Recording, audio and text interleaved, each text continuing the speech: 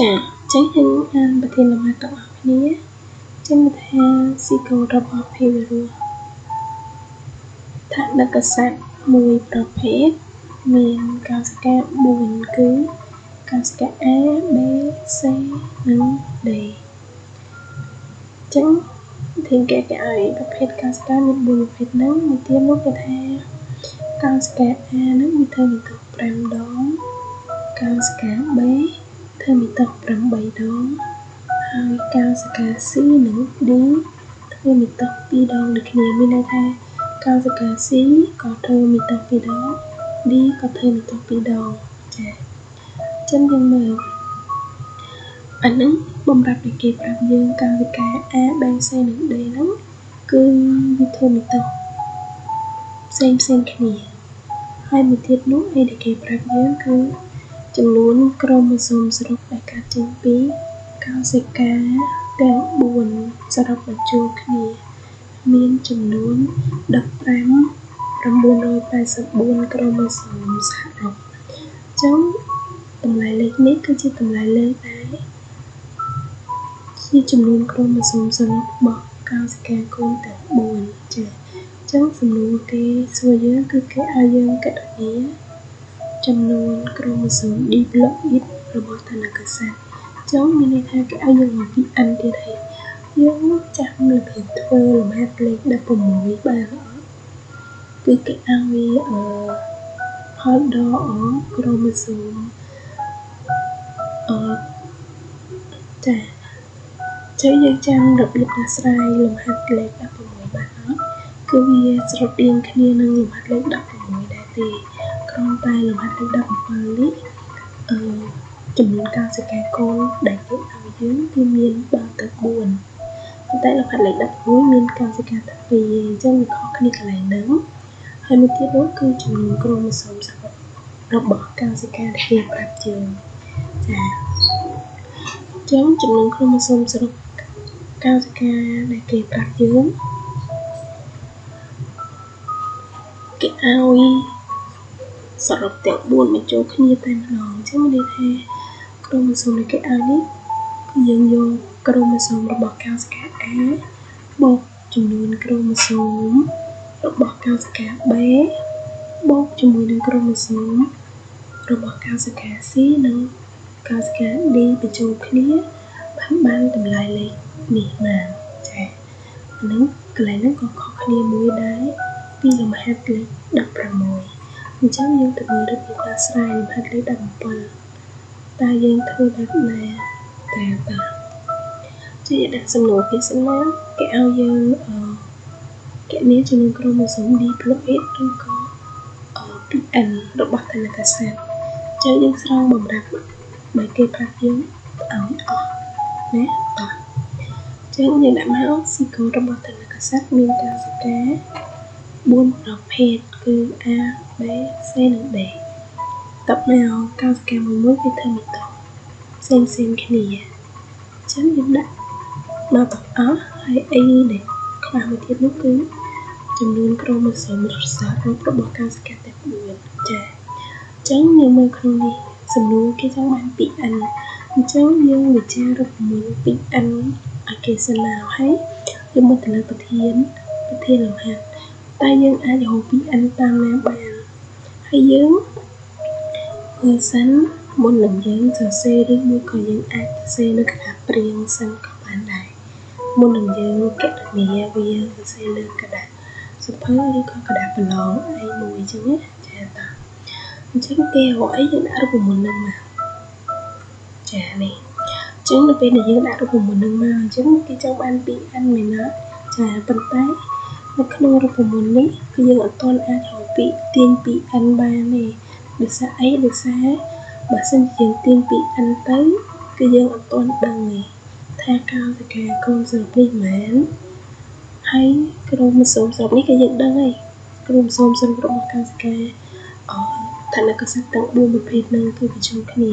ប៉ុន្តែអីដែលយើងអត់ដឹងគឺកោសិកាកូន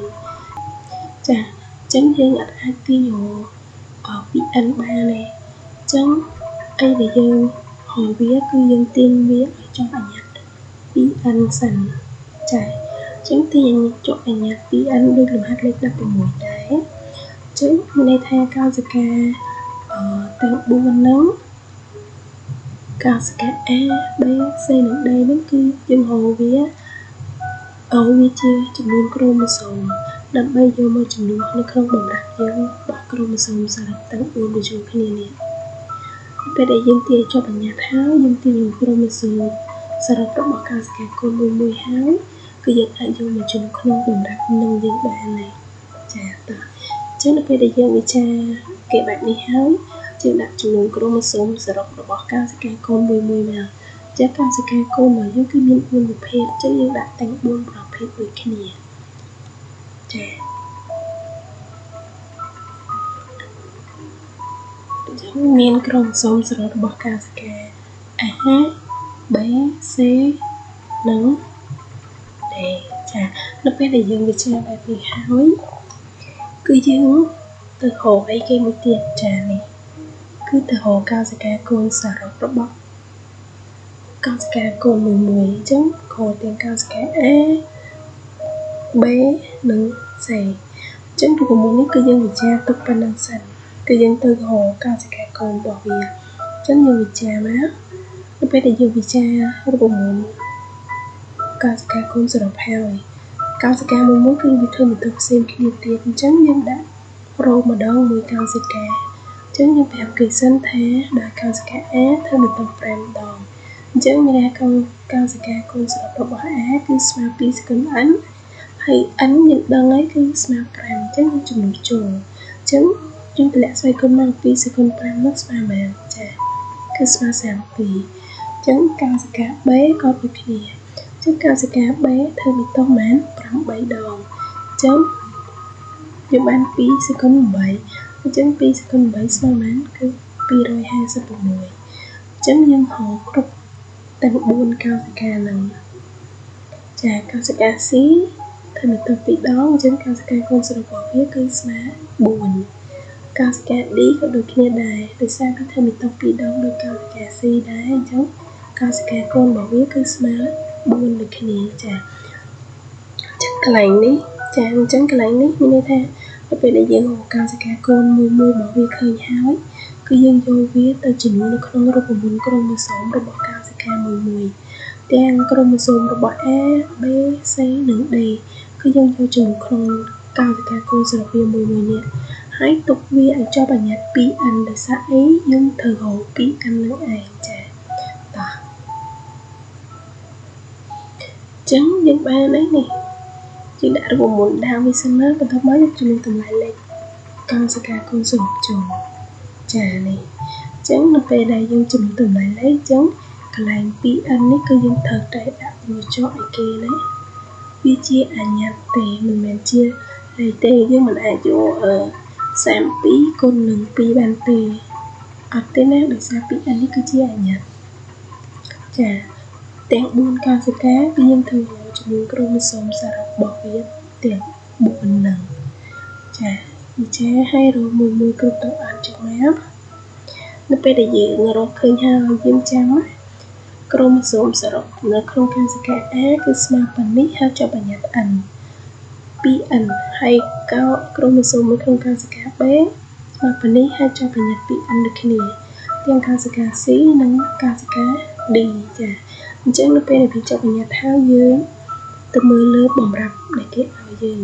បម្រាប់ដែលគេឲ្យយើងគឺជាចំនួនក្រូម៉ូសូមសរុបកោសិកាទាំង4មានប៉ុណ្ណឹងអញ្ចឹងតាមបម្រាប់ដែលយើងបាននេះយើងអាចសរសេរបានថាចំនួនក្រូម៉ូសូម A បូក B បូក C បូក D ស្មើនឹងចំនួនក្រូម៉ូសូមសរុបកោសិកាទាំង4អញ្ចឹងកន្លែងនេះយើងអាចបំបែកបានបែបនេះចាចឹងពេលដែលយើងបំបែកបានបែបនេះកន្លែងនេះអ្នកគ្រូសេកាត់ណាមិនសេពេញគឺយើងសេអត់អស់ចឹងណាចឹងមានថាក្រូម៉ូសូមក្នុងកោសិកា A B ក្នុងកោសិកា C និងកោសិកា D អញ្ចឹងកន្លែងនេះគឺយើងរកឃើញជាប់បញ្ញត្តិ 2n ហើយយើងវិញអញ្ចឹងយើងចំនួនចូលមកហើយកន្លែងនេះគឺជាតម្លៃលេខដែលបំរាប់ដែលគេប្រាប់យើងអញ្ចឹងគឺយើងចំនួនចូលទាំងអស់ចាអញ្ចឹងយើងមើលអីដែលដូចគ្នាគឺ 2n មែនអត់ចាអ ចឹងដក 2n នឹងជាកត្តារួមមក